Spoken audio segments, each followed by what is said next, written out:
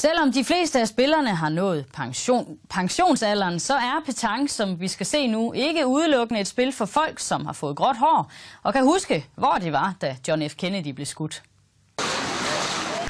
26-årige Patrick Reinhardt Pedersen skiller sig ud fra det øvrige felt af petanquespillere. Han er nemlig mellem 40 og 50 år yngre end de fleste af dem, han spiller imod i Carolinelund i Aalborg ved dagens store finalestævne i Limfjordsturneringen.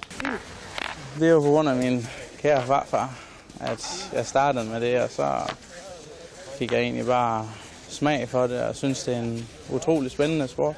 Jeg er jo blevet enkemand, så har han nogen, der står nær, og så vi har noget fælles. Ja, det er godt, farfar.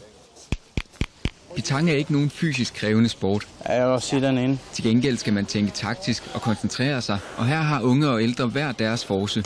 De unge mennesker, de har en bedre øje for, end vi ældre har. Nogle af dem har psyken, at det betyder måske ikke så meget, om man laver et fejlskud, eller der har jeg måske lidt mere arbejde med, at det godt går mig lidt mere på. Så ruller den fandme. Det er prestigefyldt at vinde Limfjordsturneringens vandrepokal, og derfor er farfar Vagn da heller ikke helt tilfreds med dagens udbytte. Ja, det er synd. Vi har jo håbet, at det gik lidt bedre, end det åbenbart ser ud til.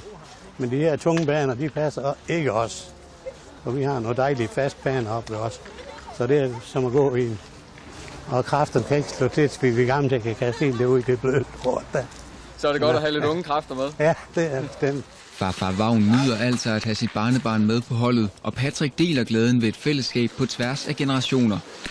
Jeg synes, det er hyggeligt at høre om livshistorier og gode fortællinger om dengang de var unge, og det kan jeg godt hygge mig med. Ja, det er godt.